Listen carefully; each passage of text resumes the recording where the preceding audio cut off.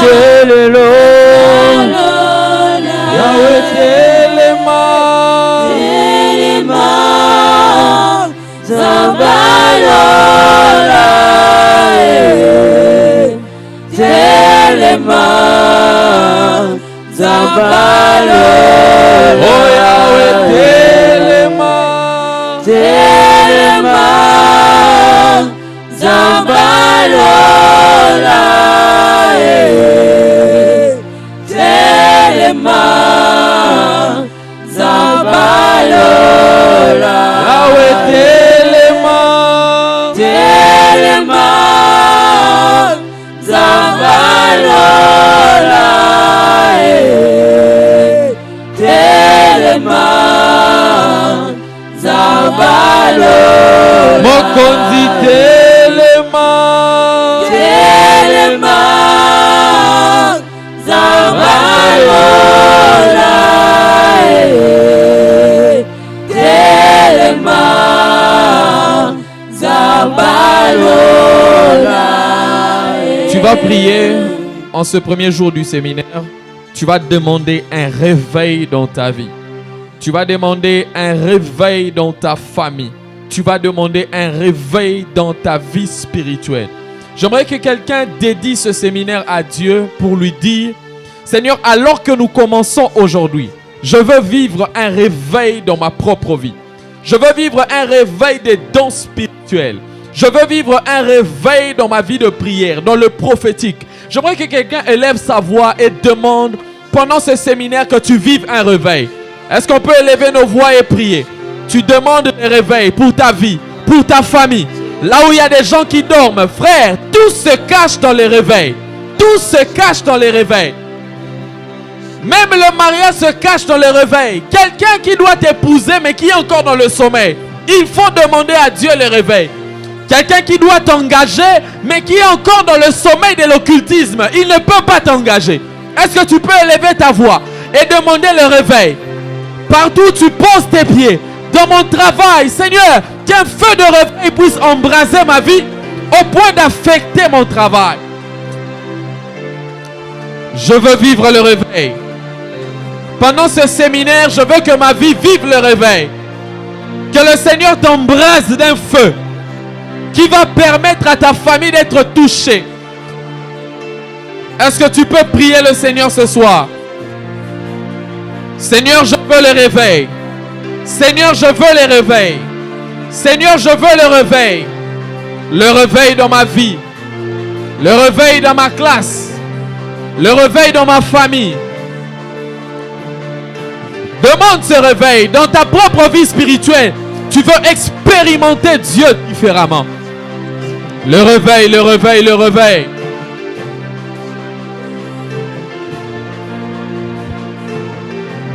Tu veux vivre le réveil. Vivre le réveil. Vivre le réveil. Vivre le réveil. Oh, prie, prie le Seigneur. Demande à Dieu pendant ces 4 jours qu'il t'impacte, qu'il impacte ta vie. Ce n'est pas en vain que le Seigneur commence avec nous ce programme. Alors demande à Dieu une impactation particulière que tu voudras vivre. Ce n'est pas en vain que le Seigneur a envoyé ce thème. Il y a des gens qui entreront dans leur appel pendant ce programme. Alors demande un réveil. Pabe Chatalaba. Pabe Chatalaba. Père, que ton église soit réveillée. Que les départements dans cette église soient réveillés. Je viens te prier, Père, que des ministères soient réveillés. Que des hommes et des femmes soient réveillés. Que ce quartier soit réveillé. Que Brazzaville soit réveillé. Que des jeunes Pères éternels, Dieu de gloire, dans cette ville, dans cette nation, soient réveillés. Je prie que ce séminaire puisse impacter en présentiel, en ligne. Je prie au nom de Jésus. Je prie au nom de Jésus. Je prie au nom de Jésus. Je prie au nom de Jésus. Oh Seigneur, je prie. Père, nous te prions qu'alors que tu commences avec nous ce programme, nous faisons appel à toi. Nous demandons, Père éternel, Dieu de gloire, qu'en ces premiers jours que tu commences déjà à affecter et à atteindre tes buts et tes objectifs. Seigneur Dieu de gloire, que quiconque entrera en contact avec ce programme Que ces programmes laissent des traces indélébiles. Que ton ciel soit ouvert et favorable à nous pendant ce programme. Dispose favorablement nos cœurs, Père, afin de recevoir ta semence pendant tous ces jours. Seigneur, je prie que déjà ce soir, que tu commences à embraser de vie. Béni soit ton Saint-Nom parce que tu le fais et tu vas au-delà de nos attentes. Sois béni, sois glorifié. Au nom de Jésus, nous avons ainsi prié. Amen. Quelqu'un acclame. Est-ce que tu peux être debout et acclamer Jésus? Tiens-toi debout et acclame le Seigneur Jésus. Très très fort, il le mérite. Est-ce qu'on peut acclamer? Est-ce qu'on peut pousser des cris de joie? Est-ce que tu peux bien le faire? Alléluia. Alors salue 10 personnes, dis bienvenue à ce séminaire de réveil. Salue 10 personnes, bouge, salue 10 personnes, dis bienvenue à ce séminaire de réveil. Ah, bouge, bouge, tu salues. Salut, cher chorale, que le Seigneur vous bénisse. Alléluia, alléluia. Que le nom du Seigneur soit béni, lui qui nous permet d'être là. Alléluia. On peut reprendre nos places. Que le Seigneur soit béni. Amen. Je vous salue au nom de Jésus-Christ. Très heureux de commencer ce mois de novembre dans ce programme de prière. Et je crois que Dieu nous fera beaucoup de bien. Amen. Dis à ton voisin, le Seigneur te fera beaucoup de bien. Que le Seigneur soit énormément béni. Vraiment, nous bénissons le Seigneur pour cela. Alors, nous sommes déjà dans notre premier jour où nous serons bénis par Dieu. Amen. Quelqu'un le croit avec moi. Alors, je t'invite déjà pendant ces 4 jours, ne manque pas. Le Seigneur va laisser des traces dans des vies. Je te prie vraiment de ne pas manquer dès aujourd'hui, demain, jeudi, vendredi. Le Seigneur nous fera beaucoup de bien et je le sais. Toi qui aimes toujours les réveils, tu aimes les choses de l'esprit, je t'assure que tu seras impacté par Dieu et le Seigneur va débuter une nouvelle saison avec toi. Quelqu'un le croit avec moi? Est-ce que tu peux acclamer le Seigneur? Alors, nous sommes très heureux aujourd'hui d'accueillir quelqu'un qui va nous bénir de la part du Seigneur. Mais avant cela, je pense que c'est l'homme de Dieu qui devait venir avec nous. Il est où? Comment il s'appelle? J'ai perdu. L'homme de Dieu avec qui on devait être ici. Ah, le frère Aristide. L'homme de Dieu Aristide, il est là? Il est là? Ah, je l'ai rassuré. Ah, il n'est pas encore arrivé. Vraiment, nous bénissons le Seigneur qui nous a permis d'être là ce soir et nous serons bénis par quelqu'un qui est également pasteur de l'église La Compassion, extension des Yolo au niveau de Kinshasa. C'est un homme de réveil. Il a dirigé pendant beaucoup d'années, 10 ans, je crois, 10 ans, 11 ans, 13 ans, une œuvre avant de devenir pasteur, comme moi. Moi, j'ai dirigé une œuvre 8 ans avant de commencer avec l'église. Lui, il avait plus d'années, 13 ans.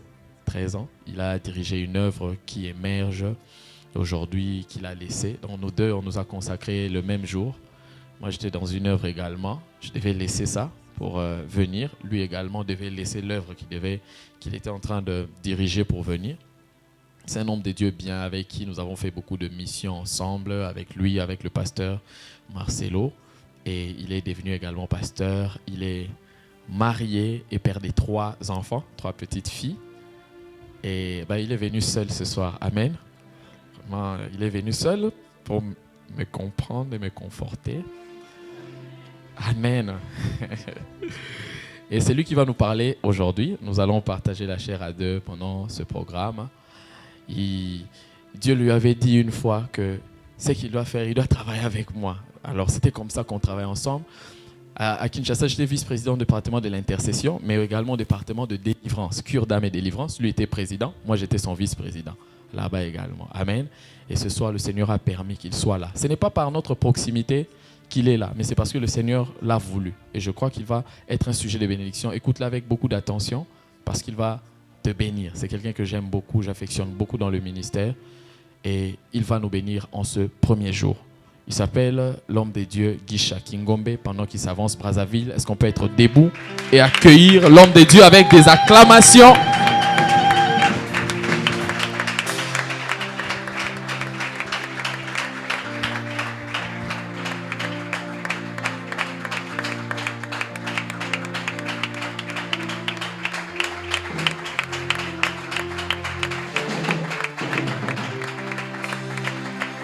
Tu fais bien d'acclamer Dieu. Est-ce que tu peux encore acclamer le Seigneur en poussant des cris de joie? Est-ce que l'Église peut pousser des cris de joie à l'honneur de notre Dieu? Gloire à Jésus. Je voudrais pendant quelques minutes, si on peut incliner nos têtes dans la prière, nous allons simplement désirer la présence de Dieu ce soir au milieu de nous.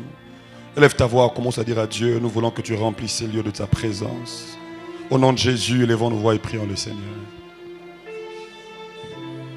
Alléluia.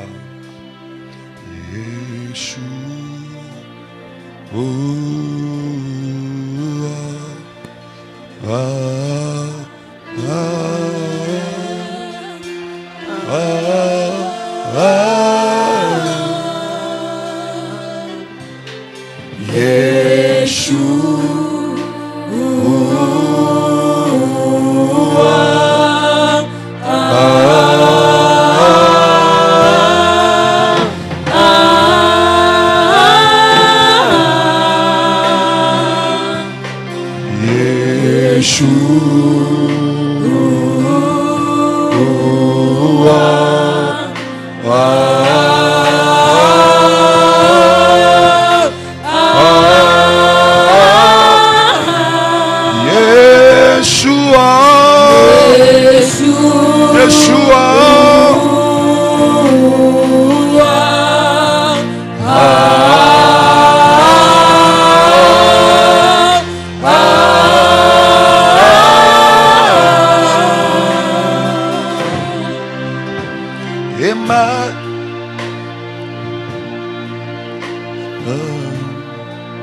Est-ce qu'on peut mener avec la cantique? Emmanuel est là.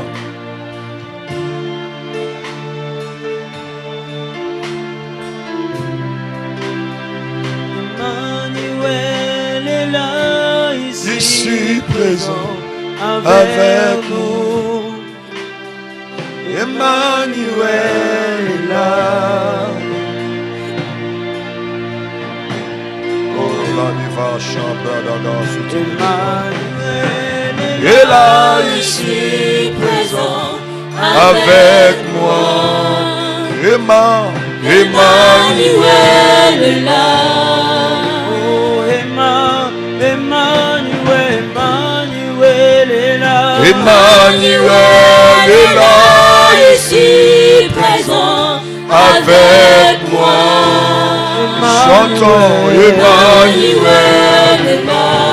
Oh, Emmanuel est là. Emmanuel est là, ici présent avec moi. Emmanuel est là. Oh, Emmanuel est là, ici parmi nous. Emmanuel est là, ici présent avec moi. Emmanuel est là. Dieu de grâce, nous te bénissons ce soir parce que tu es bon et fidèle. Merci Seigneur parce que tu nous as rendu capables d'être là ce soir, ô Dieu de gloire, devant ton peuple, afin d'apporter ta parole, Seigneur. Seigneur, nous nous estimons incapables de le faire sans toi. Nous croyons, ô Dieu de gloire, que sans toi, nous ne pouvons rien faire. Voilà pourquoi nous t'invitons ce soir. Prends le contrôle de toutes choses. Précieux Saint-Esprit, viens nous faire grâce afin de communiquer fidèlement la pensée de Dieu et qu'une vie soit bénie, impactée, transformée ce soir. Aide-nous, Seigneur, ô Dieu de gloire, à dire ce que tu veux dire, sans nous détourner ni à gauche ni à droite de la voie que tu as tracée.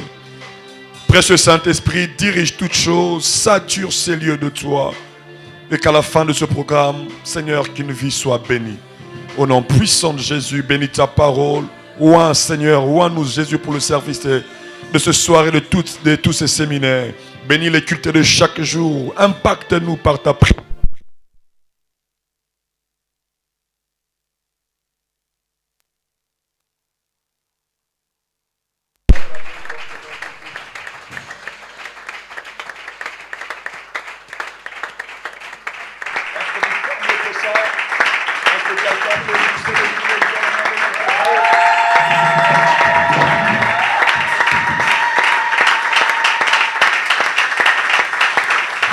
Alléluia. Que Dieu nous bénisse abondamment. Reprenons place, s'il vous plaît.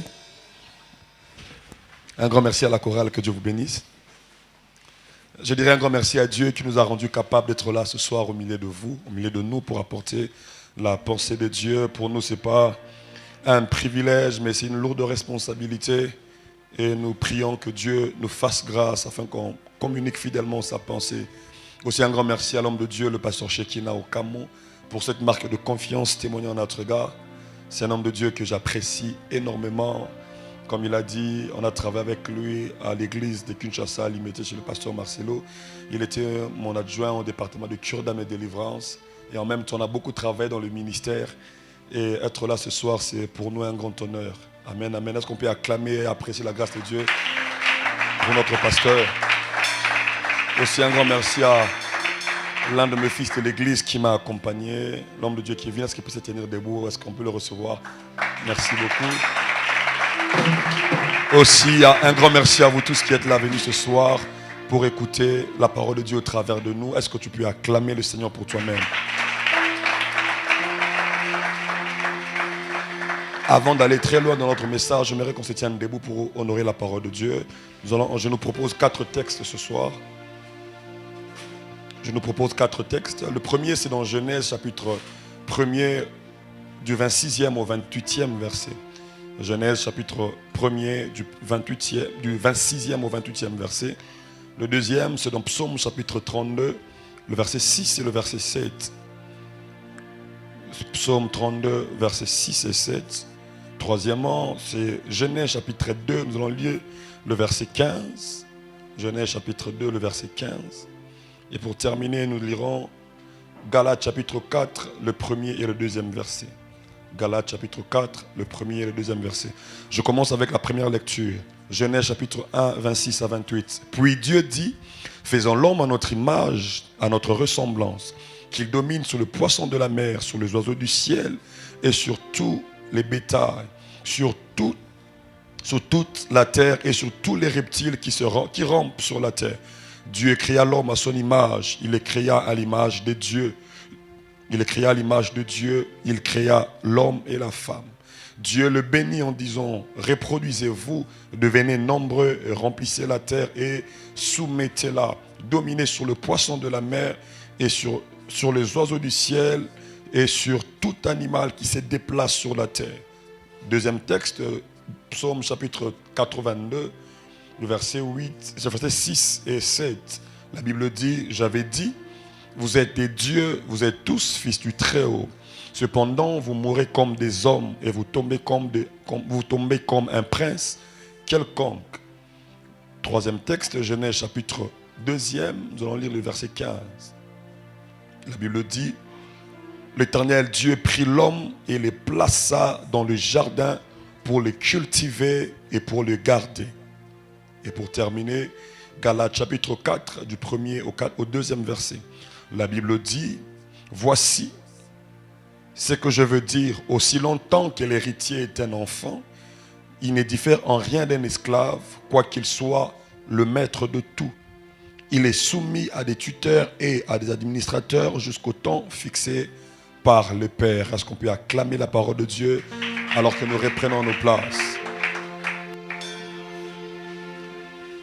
Pendant ce séminaire, le thème qui sera exploité, c'est les sentinelles étouffées. Est-ce que tu peux m'aider à dire à ton voisin de gauche, les sentinelles étouffées? Voisin de droite, les sentinelles étouffées. Amen, amen. Avant que je ne commence, je vous transmets les salutations de ma charmante épouse. Elle n'a pas pu venir parce qu'elle devait rester avec les enfants qui vont à l'école. Donc ça allait être compliqué qu'elle soit là. Et je crois que si Dieu le permet prochainement, elle sera là avec nous. Est-ce qu'on peut acclamer le Seigneur pour ça? Merci abondamment. Comme je disais que le thème qui sera exploité, c'est le sentinelle étouffé. Le sentinelle étouffé. Par la grâce de Dieu, nous poursuivons 3 objectifs dans nos interventions. Nous poursuivons 3 objectifs. Le premier, c'est celui d'emmener l'Église à désirer vivre le réveil de manière permanente. Alléluia. Emmener l'Église à désirer vivre le réveil de manière permanente. amener l'église à désirer vivre le réveil de manière permanente. Vous savez, lorsque j'étais en train de lire les Écritures, j'ai découvert une chose. C'est qu'il n'y a que dans 2 circonstances que Dieu permet à l'homme d'être dans le sommeil. Ce n'est que dans 2 circonstances que Dieu permet à l'homme d'être dans le sommeil. La première fois où on parle du sommeil dans la Bible, c'est lorsque Dieu fit tomber un profond sommeil sur Adam parce qu'il voulait créer Ève. Alléluia. Dieu a apporté le sommeil dans la vie de Adam parce qu'il voulait créer Ève. Donc ça veut dire que Dieu permet le sommeil dans la vie de quelqu'un lorsqu'il veut apporter les solutions aux problèmes que tu as. La seule fois que Dieu permet le sommeil, c'est lorsque Dieu veut apporter quelque chose que tu manques mais qui est important pour ta vie. La Bible est en train de dire dans Genèse chapitre 1er, chapitre 2e au verset 14, au verset 17e, que l'Éternel a observé l'homme.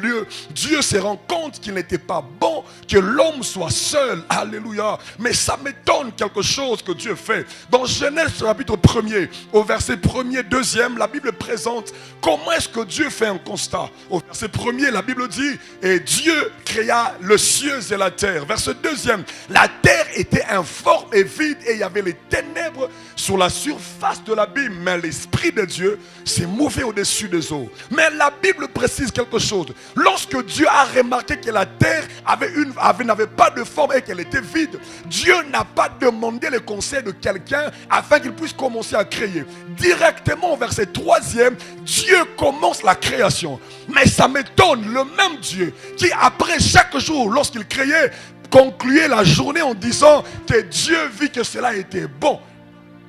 Et lorsqu'il crée l'homme le 6e jour, la Bible dit que Dieu vit que cela était très bon. Mais ça m'étonne au verset 17 de Genèse chapitre 2. Dieu dit, il n'est pas bon que l'homme soit seul. Mais ce qui m'étonne encore plus, c'est que Dieu, après avoir fait le constat, ne crée pas directement Ève. La Bible dit Dieu a amené tous les animaux qu'il avait créés afin que l'homme puisse les appeler. Afin que tout être vivant portât le nom que l'homme lui donnerait. Et la Bible dit, l'homme commence à nommer les animaux. Et à la fin, c'est maintenant l'homme qui fait un constat. C'est quoi le constat? La Bible dit, l'homme a remarqué qu'il était le seul à être seul. L'homme a remarqué que c'était bon, très bon qu'il soit créé. Mais Dieu, l'homme a remarqué que ce n'était pas bon qu'il soit seul. C'est Dieu qui fait le constat. Et Dieu, avant de donner à l'homme la solution à sa solitude, Dieu a voulu que l'homme manifeste d'abord un besoin. Ça veut dire ceci. Je vous donne une parenthèse que je vais rapidement fermer. Ça veut dire que dans le domaine de relation, dans le domaine du mariage, Dieu ne te donnera pas la femme parce que tu es seul. Dieu te donnera la femme parce que tu es dans les besoins. Dieu te donnera la femme parce que tu as aussi remarqué avec lui que ce n'est pas bon que tu sois seul. Et la Bible dit maintenant, pour créer Ève, Dieu fait tomber un profond sommeil sur Adam. C'est après ce sommeil, pendant ce sommeil que Dieu prit la côte, il crée Ève. Mais la deuxième fois où Dieu permet le sommeil dans l'homme, c'est lorsque l'homme doit se reposer. Amen, amen. La deuxième fois que Dieu permet à l'homme de dormir, c'est lorsque l'homme doit se reposer. Mais lorsque vous lisez avec moi dans les Écritures, vous comprendrez une chose, c'est que le sommeil, c'est un état que Dieu n'aime pas. Le sommeil, c'est un état que Dieu ne veut pas que ça soit permanent. Le sommeil, ce n'est pas un état où Dieu veut que l'homme puisse demeurer dans cela. Amen, amen. Notre deuxième objectif dans ce message, c'est celui d'emmener l'Église à devenir des hommes, une armée de prieurs. Amener l'Église à devenir une armée de prieurs. Amener le peuple de Dieu à devenir des hommes et des femmes de prières. Alléluia. Vous savez, lorsque vous lisez dans les Saintes Écritures, vous remarquerez une chose, c'est que lorsque Dieu a créé l'homme, la première activité que l'homme a appris à faire, c'était d'entendre Dieu. Alléluia. la première activité que l'homme a appris à faire, c'était d'entendre Dieu. Genèse chapitre 2, chapitre 1er, au verset 28e, la Bible dit, après que Dieu ait créé l'homme à son image, à sa ressemblance. Et au verset 28, la Bible dit, Dieu le bénit en disant. Ça veut dire que l'homme, après sa création, a d'abord commencé à entendre, a d'abord appris à entendre avant de faire autre chose. Alléluia. Pourquoi est-ce que je parle de l'écoute de Dieu ici pendant que je suis en train de parler de la prière? Parce qu'on nous a appris par définition que la prière, c'est un dialogue entre l'homme et Dieu. Alléluia. On ne peut pas parler du dialogue on ne peut pas parler d'un dialogue si dans ce moment-là, il n'y a qu'une seule personne qui est en train de parler. Alléluia. Lorsqu'on parle de dialogue, ça veut dire qu'il y a deux parties différentes. Une des parties est en train de parler, la deuxième partie écoute, et puis lorsque la première partie finira de parler, la deuxième partie aussi parlera. Alléluia. Donc la prière est lorsque tu es en train de converser avec Dieu, lorsque tu parles avec Dieu, lorsque tu communiques avec Dieu. Donc par contre, ça veut dire qu'on ne peut pas parler de la prière lorsque tu ne viens que de la présence de Dieu pour parler, sans être capable de laisser Dieu te parler aussi. J'ai remarqué une chose dans la vie de plusieurs chrétiens, c'est que les chrétiens, surtout nous en Afrique, nous aimons beaucoup prier, mais à la fin, plusieurs ressortent de leur moment de prière frustrés. Le problème se trouve ici, c'est que plusieurs personnes ont appris à parler à Dieu et non à parler avec Dieu. La prière, ce n'est pas parler à Dieu, la prière, c'est parler avec Dieu. C'est ce qui fait que plusieurs personnes, lorsqu'ils viennent, ils se donnent la peine de dire ce qu'ils veulent et ils ne prennent pas le soin d'entendre ce que Dieu veut pour eux. Ecclésiaste chapitre 4, verset 17. D'autres versions, c'est Ecclésiaste chapitre 5, verset 1. La Bible dit ceci: prends garde à ton pied lorsque tu entres dans la maison de Dieu. Donne-toi d'abord pour écouter. La Bible dit: ne te précipite pas à parler devant la face de Dieu. Donc, la prière ne commence pas parce que tu es venu dire à Dieu. Mais la prière commence par les choses que Dieu a prévu de te dire. C'est pour ça que Habakkuk disait: j'étais à mon poste sur la tour pour voir ce que l'Éternel me dira et savoir comment est-ce que je répliquerai à ma plainte.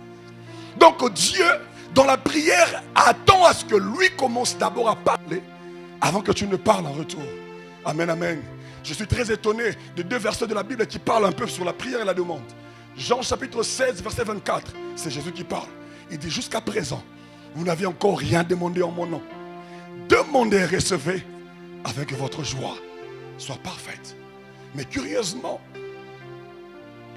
dans Jacques chapitre 4, au verset 3e, la Bible dit: vous demandez, mais vous ne recevez pas, parce que vous demandez mal, dans le but de satisfaire vos passions.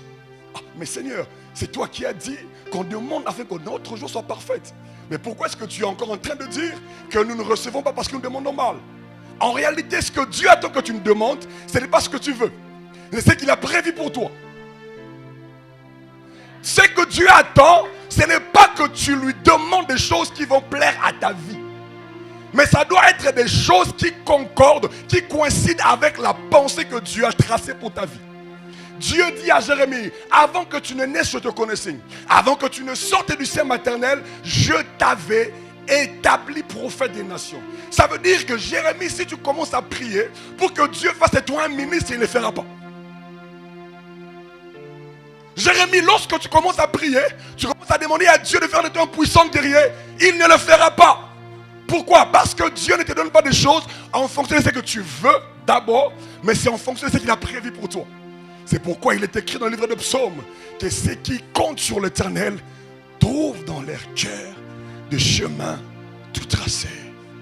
Alors la prière, dans la prière, ce que Dieu attend que tu fasses, c'est que tu dises à Dieu ce qu'il a prévu de faire pour toi.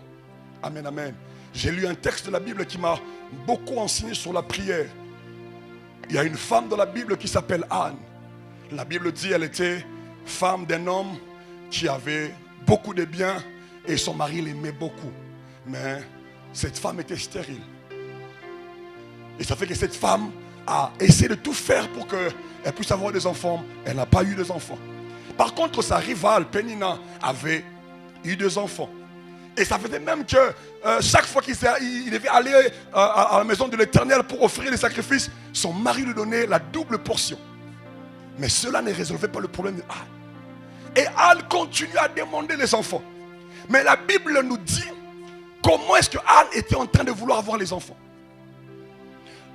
Anne, tellement qu'elle a demandé les enfants ne venaient pas, il va vers son mari pour lui dire donne-moi des enfants. Son mari lui a dit regarde, pourquoi tu te mortifies ainsi? Ne suis-je pas pour toi plus que 10 fils? Anne continuait à demander des enfants à Dieu, mais Dieu ne lui donnait pas les enfants. Jusqu'au jour où Anne a changé sa manière de prier. Écoutez ce que Anne a commencé à demander à Dieu.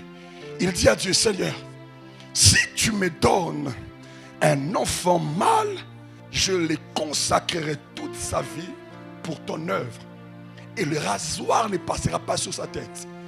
Pourquoi est-ce que le rasoir ne passera pas sur sa tête? Parce que c'est dans Nombre chapitre 6 où Dieu donne la loi à Moïse sur les Naziréens. Il dit que les personnes qui doivent se consacrer à Dieu, ils laisseront leurs cheveux pousser librement. Anne dit à Dieu, je voudrais que l'enfant que tu me donneras, si tu me donnes un enfant, je te le donnerai, afin qu'il soit à ton service. C'est là que l'attention de Dieu a été attirée. Pourquoi? Parce que lorsque vous lisez 1 Samuel chapitre 2, chapitre 1er, vous comprendrez une chose. À cette époque-là, c'était Élie le sacrificateur. Il avait 2 fils, Ophni et Phiné. Et ses enfants étaient pervers. Ils se conduisaient très mal dans la maison de Dieu. Dieu les avait déjà écartés. Mais Dieu les gardait encore. Pourquoi? Parce qu'il n'y avait personne pour les remplacer. Donc, il y avait 2 problèmes dans cette histoire. D'un côté, Anne avait un problème. Mais de l'autre côté, Dieu aussi avait un problème. Dieu avait besoin d'un enfant mâle qui sera sacrificateur. Mais Anne avait besoin d'un enfant.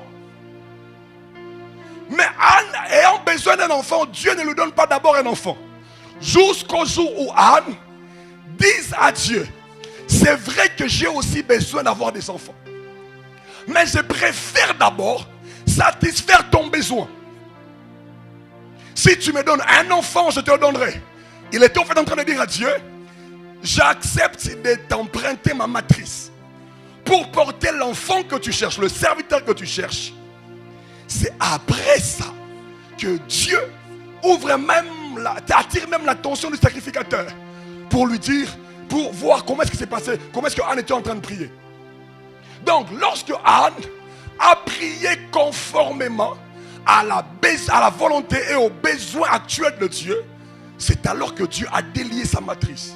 Je viens dire à quelqu'un ce soir, c'est que lorsque tu veux prier, rassure-toi qu'est-ce que tu veux demander à Dieu et conforme à sa volonté. Qu'est-ce que Dieu a dit? Vous savez, c'est une mauvaise manière de prier, demandant à Dieu, Seigneur, bénis-moi comme tu as béni frère un tel. Dieu ne te bénira parce qu'il a béni un frère un tel. Dieu ne te bénira parce que Dieu ne te donnera pas le mariage parce que sœur Clarisse s'est mariée. Dieu ne le fera pas parce que telle personne a vécu la même chose. Dieu accomplit dans ta vie les choses selon le programme qu'il a établi pour ta destinée. Dieu te donnera des choses en fonction de ce qu'il a prévu pour toi.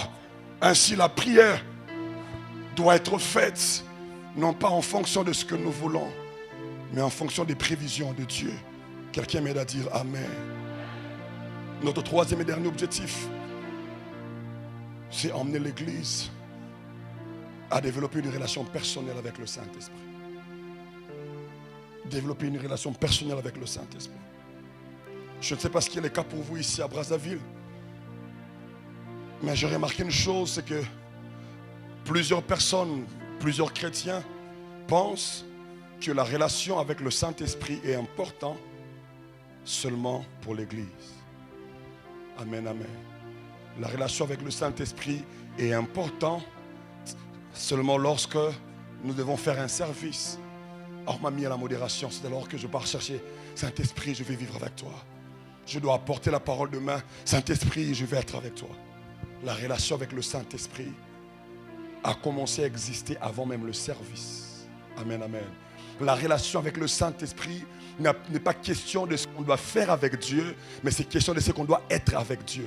La relation avec le Saint-Esprit, ce n'est pas en fonction de service qu'on doit rendre à Dieu, mais c'est en fonction de la personne que Dieu a prévu que nous soyons d'abord pour lui. Alléluia. Regarde, Dieu n'a pas besoin de ce que tu dois faire pour lui d'abord. Il a d'abord besoin de ce que tu dois être pour lui. Amen, amen. C'est pourquoi lorsque Caïn et Abel étaient en train d'offrir le sacrifice à Dieu, la Bible dit que Dieu jeta un regard favorable d'abord sur Abel et ensuite sur son offrande.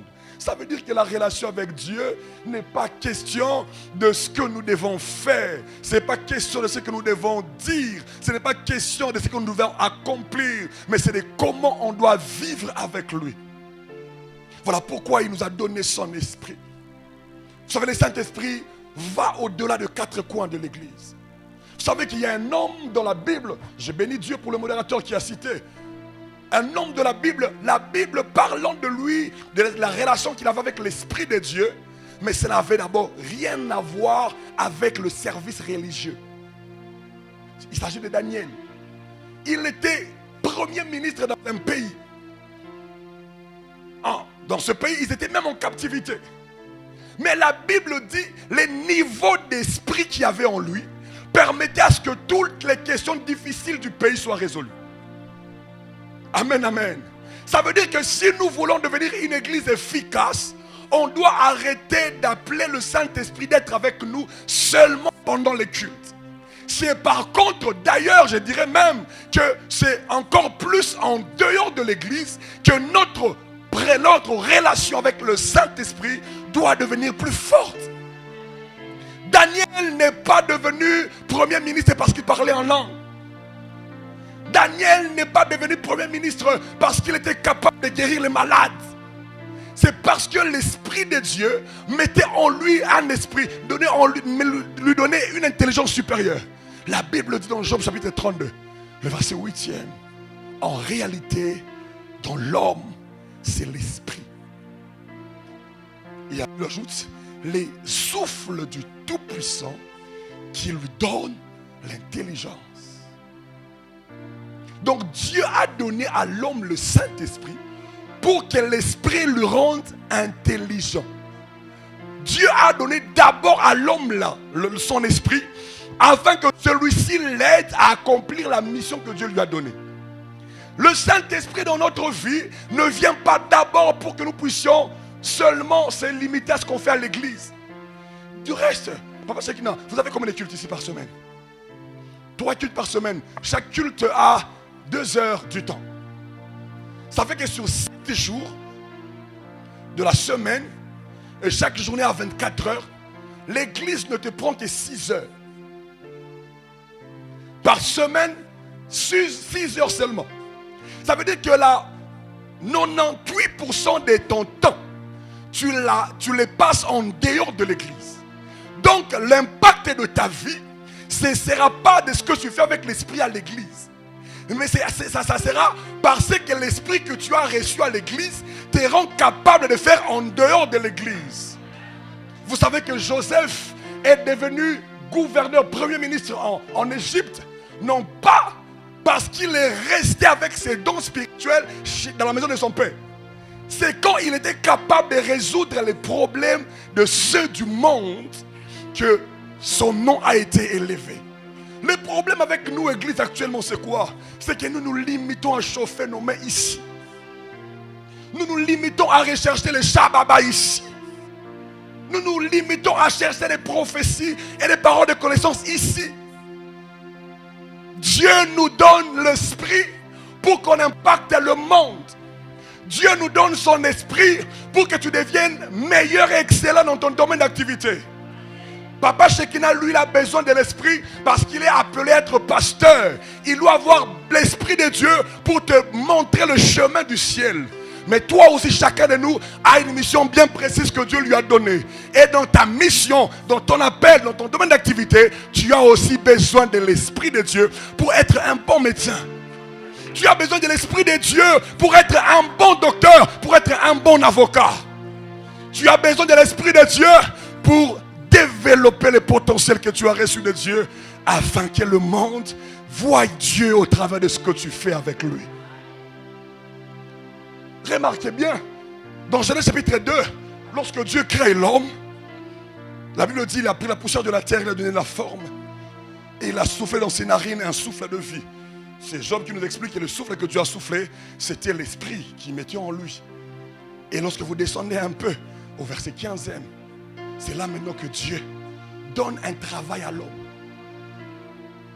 C'est après avoir reçu l'esprit que Dieu lui donne le travail à faire.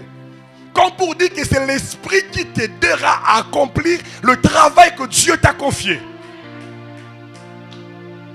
Vous savez, je suis un homme, j'aime beaucoup la prière. Mais je voudrais vous dire une chose, c'est que la prière ne remplacera pas le travail. Un homme de Dieu a dit, le seul endroit sur cette terre où le succès vient avant le travail, c'est dans les dictionnaires. C'est seulement dans les dictionnaires que le succès vient avant le travail. Partout dans la vie, le travail précède toujours le succès. Même Jésus, de qui l'apôtre Paul dit, en qui habitait corporellement toute la plénitude de la divinité. Il n'a pas reçu le nom le plus élevé avant qu'il ne monte à Golgotha. C'est parce qu'il est monté à Golgotha, la Bible dit, c'est pourquoi aussi Dieu l'a souverainement élevé. Frère, la relation avec le Saint-Esprit ne doit pas être désirée seulement pour qu'on soit capable de prophétiser. La relation avec le Saint-Esprit, ça ne doit pas seulement être parce qu'on veut que le pasteur découvre notre appel. Jésus, lorsqu'il parle du Saint-Esprit, dans Jean chapitre 16, il dit, lorsqu'il sera venu, il vous enseignera toutes choses. Lorsqu'on parle de tout en français, c'est l'ensemble sans exception. Ça veut dire que le Saint-Esprit connaît la mathématique mieux que ton professeur de maths. Ça veut dire que le Saint-Esprit connaît mieux la gestion financière que ces profs-là de microfinance à l'université. Ça veut dire que le Saint-Esprit peut t'inspirer de choses qui peuvent faire de toi un homme exceptionnel. Les problèmes avec les chrétiens, c'est que nous voulons limiter Dieu dans les quatre coins de l'église.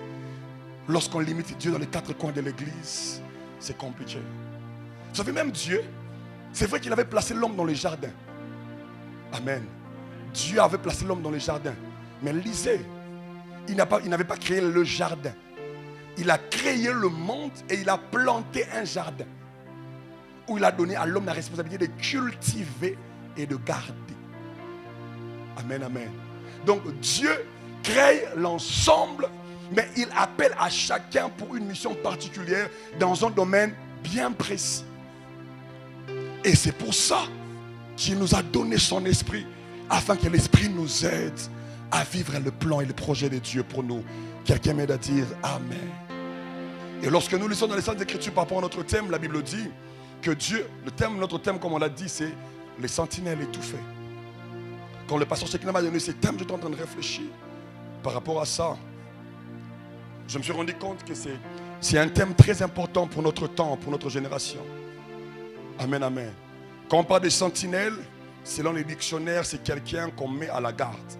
C'est quelqu'un qui est là pour veiller. En hébreu, ça vient d'un mot que je nous épargne, mais ce mot qui veut dire regarder, observer pour prévenir. Vous savez, lorsque Habakkuk est en train de dire je tiens à mon poste, il était où? Sur la tour. Pourquoi? À l'époque, les villes étaient souvent clôturées. Et il y avait une grande entrée. Et à côté de l'entrée, il y avait un tour. C'est là que les sentinelles s'est posé.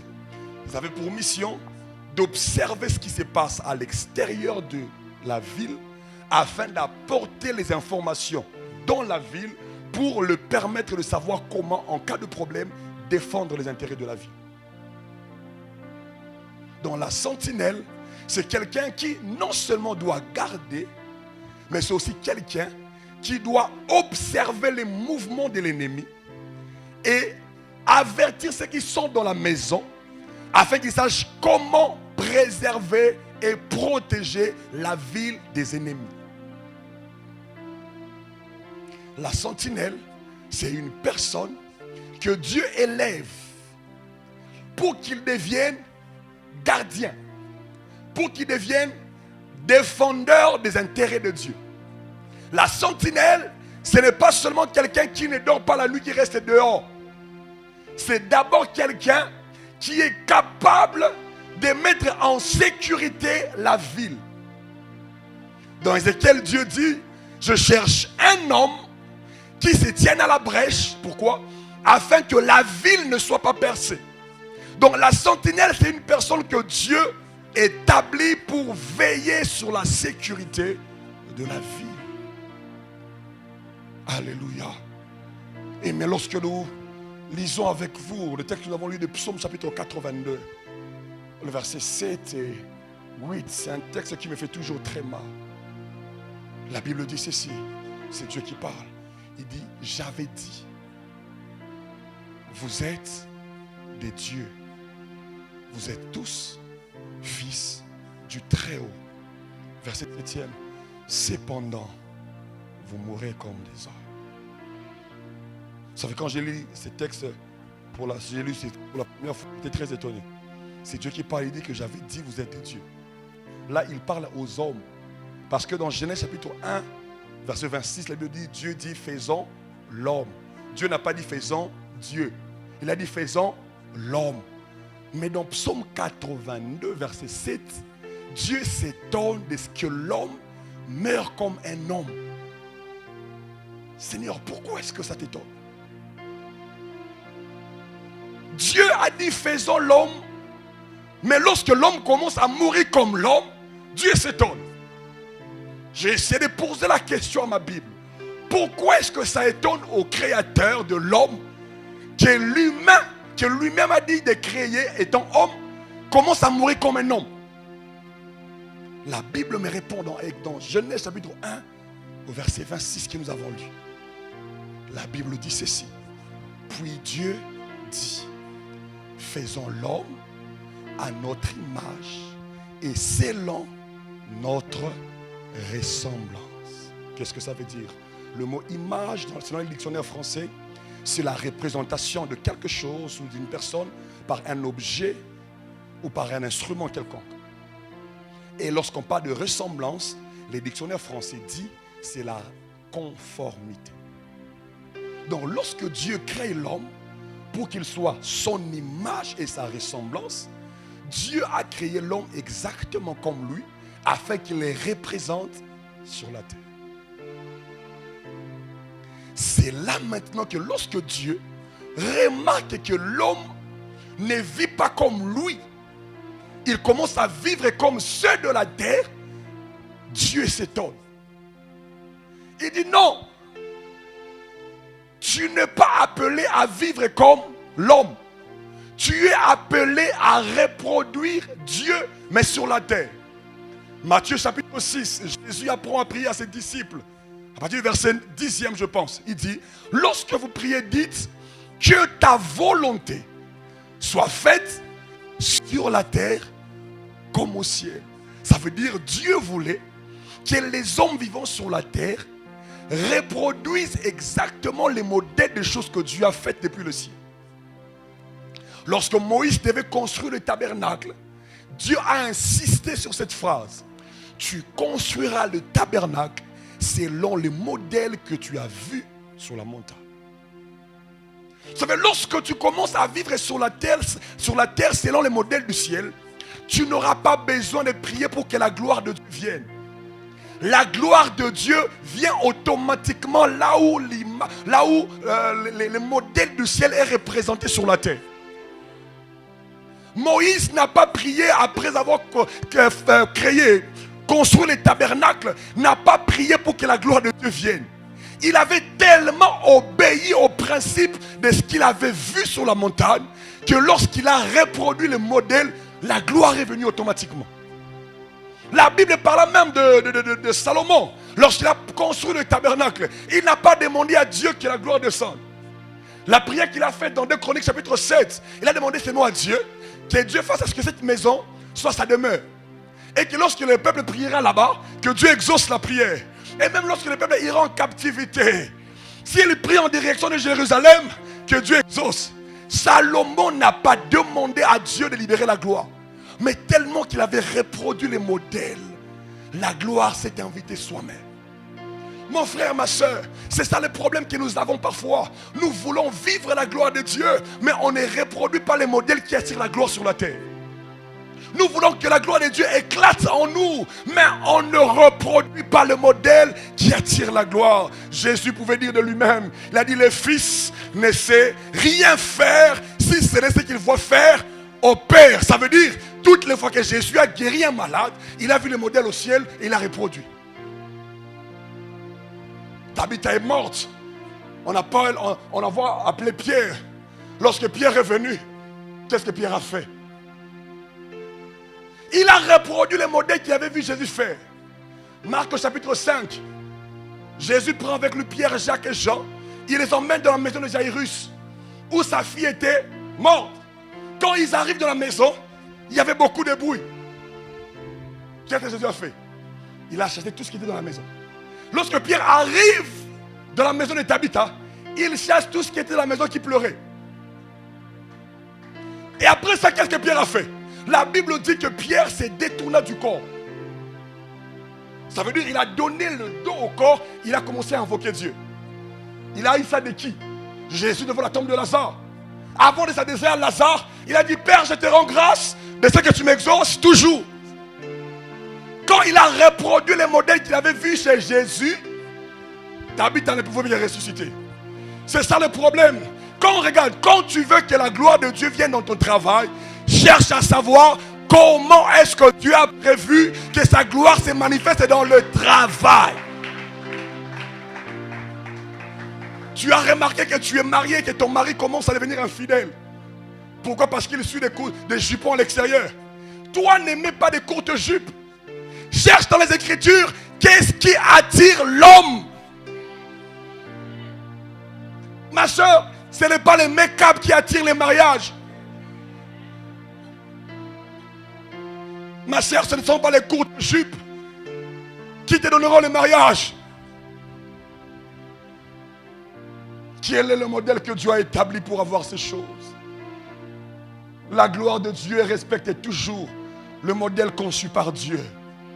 Si tu veux vivre ce que Dieu a prévu pour toi, commence à respecter ce que Dieu a prévu que tu fasses. Il a dit dans Deutéronome chapitre 28, voici les bénédictions qui t'accompagneront si tu obéis à la loi de l'Éternel ton Dieu. Ça veut dire que la gloire de Dieu ne vient pas partout. C'est ça maintenant le problème. Je vais chuter par là, il me reste 3 minutes. Galates chapitre 4, versets 1 et 2. La Bible dit ceci. Un héritier, tant qu'il demeure enfant, je le dis, il ne diffère en rien d'un esclave, quoiqu'il soit le maître de tout. Le mot enfant ici en grec vient du mot népios. Népios qui veut dire ignorant.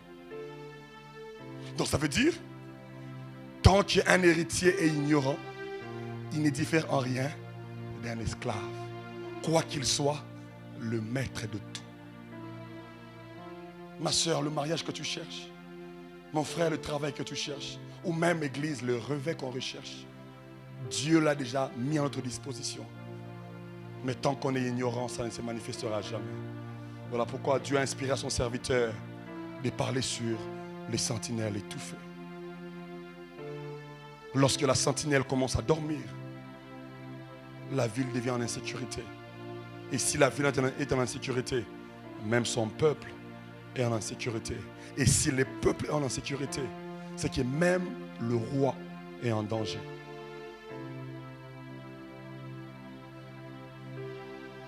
Parce que les sentinelles sont en train de dormir. Je crois que par la grâce de Dieu, dans les prochaines interventions, nous essaierons de parler de quelques types de sentinelles qui sont étouffées ou qui sont endormies. Et nous parlerons des stratégies de Dieu pour les emmener, pour apporter un grand réveil.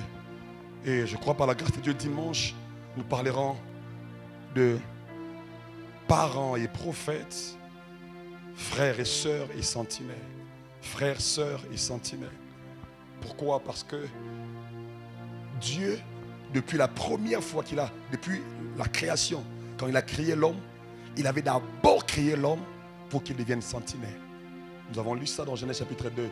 Dieu a pris l'homme, il l'a placé dans le jardin pour faire quoi? Pour le cultiver et pour le garder. Pour que l'homme devienne sentinelle. Donc Dieu nous a établis tous sentinelles. Je pose une question alors que je clôture mon message. Pourquoi est-ce que lorsque Dieu a entendu le cri du sang d'Abel est venu vers Caïn pour lui demander où est ton frère? Et pourquoi est-ce que Caïn a directement posé la question à Dieu, qui m'a établi gardien de mon frère? Dieu ne lui a pas dit que je t'avais établi gardien, mais il savait qu'il était gardien de son frère. Ça veut dire ceci. Le fait que Dieu nous ait établis comme frères et sœurs en Christ, Dieu nous a établis chacun sentinelle pour son frère. Ce n'est pas seulement le pasteur qui est gardien de nos âmes, mais nous sommes aussi chacun de nous responsables de l'état spirituel de notre frère. Chez nous à Kinshasa, il y a un adage qui dit ça veut dire un seul représentant d'une tribu peut faire à ce que toute sa tribu soit insultée. Ça veut dire que ton mauvais comportement à toi seul peut faire à ce que tous les chrétiens soient très mal vus. Ainsi, pour que ce ne soit pas le cas, nous avons la responsabilité de veiller chacun sur l'autre.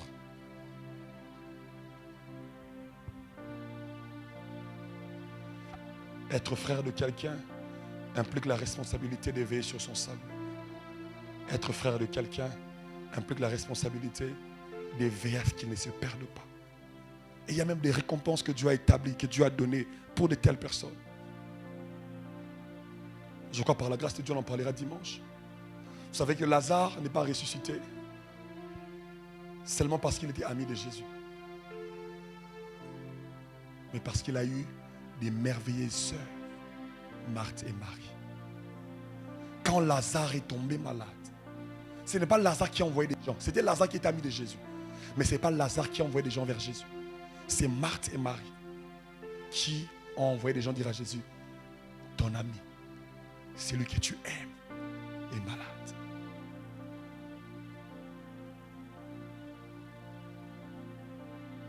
Ça veut dire certaines choses qu'on ne vit pas encore dans nos familles. Ce n'est pas à cause de nos frères qui sont païens. C'est nous qui sommes chrétiens qui avons la responsabilité d'amener nos familles à vivre la gloire de Dieu. 1 Timothée chapitre 5 verset 8 dit ceci. Celui qui ne sait pas prendre soin de sa famille, principalement ceux de sa maison, a régné sa foi. Il est pire qu'un infidèle. J'aime la version du Semeur qui dit il est plus mauvais qu'un païen. Celui qui ne sait pas prendre soin. Donc celui qui ne sait pas être sentinelle de sa famille a régné sa foi. Il est plus mauvais qu'un païen. Alors pose-toi la question. Qu'est-ce que tu fais de tes frères et de tes soeurs à la maison? Comment est-ce que tu les prends? Comment est-ce que tu les considères? Qu'est-ce que tu fais pour qu'ils changent comme tu aimes, comme tu aimes qu'ils deviennent? Ce premier jour, j'étais en train de poser juste une introduction, faire comprendre de quoi est-ce qu'on parlera tout au long de ce séminaire. Mais ce soir, je j'aimerais en terminant dire à quelqu'un, Dieu nous a établis et nous serons doublement responsables de la vie de nos frères et de nos sœurs. Pas seulement spirituelle, mais plus encore biologique. Dieu nous demandera de rendre compte pour leur vie. Dieu te demandera où est Yannick, où est Jeannette. J'aimerais que là où tu es, que tu inclines ta tête. Que tu parles à Dieu.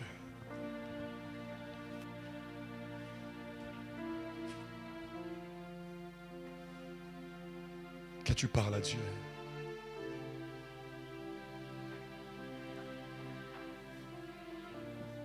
Par rapport à tout ce que tu as entendu ce soir, je voudrais que tu élèves ta voix et que tu commences à prier.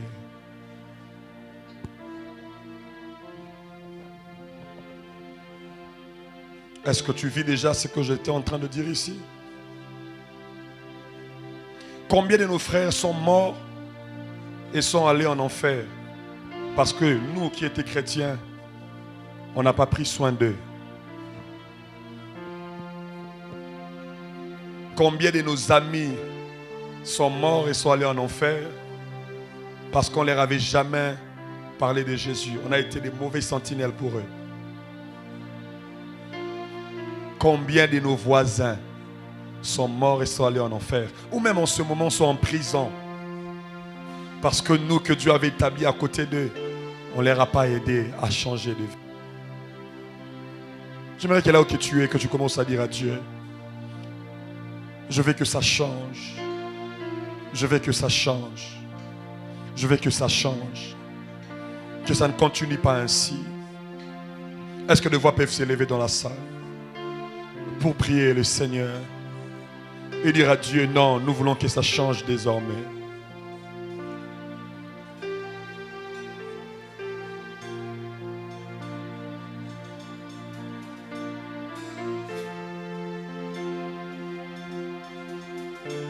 Est-ce que des voix peuvent se lever? Est-ce que tu peux lever ta voix? Est-ce que je peux entendre ta voix qui est en train de prier ce soir?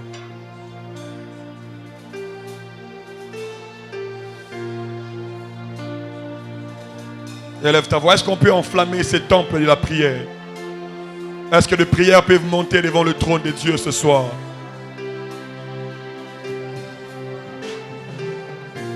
Est-ce que des prières peuvent monter devant Dieu? Est-ce que tu peux monter en prière?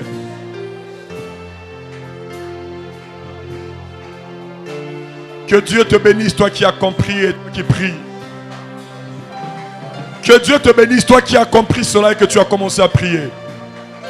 Il faut que ça change. Ça ne doit pas continuer ainsi. Nous fragilisons l'Église. Nous fragilisons l'Église en étant de mauvais sentinelles.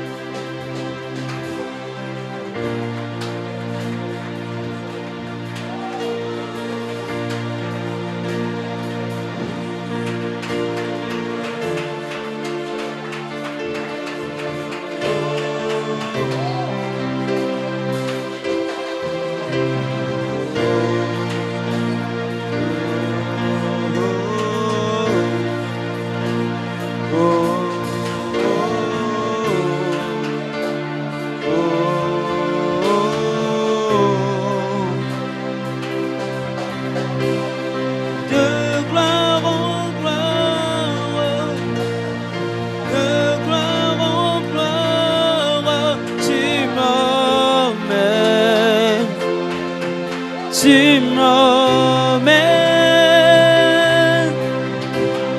dans les profondeurs de ta sainteté.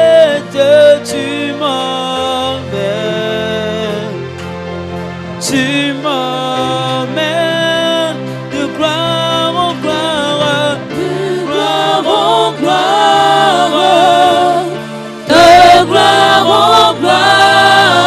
Tu m'emmènes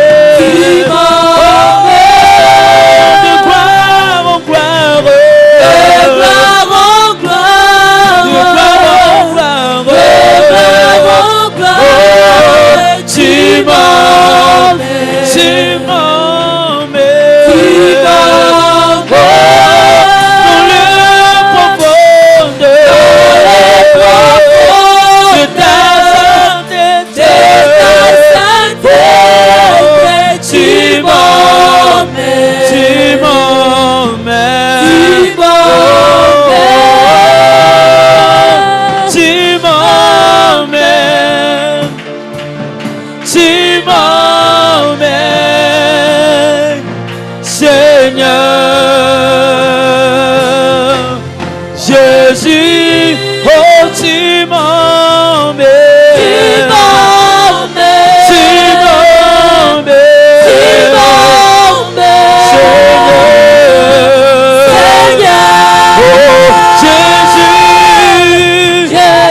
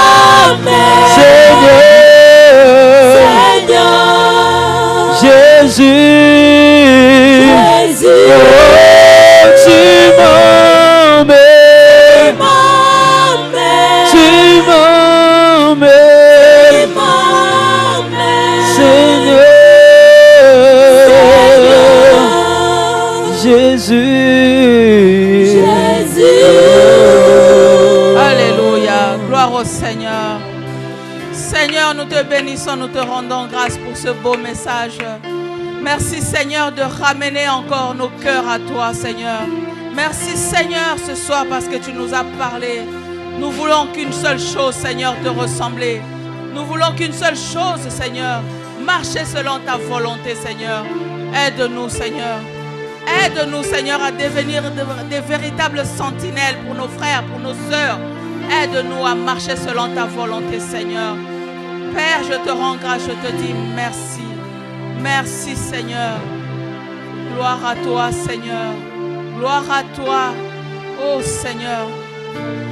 Merci Seigneur pour ton serviteur que tu as utilisé puissamment Seigneur.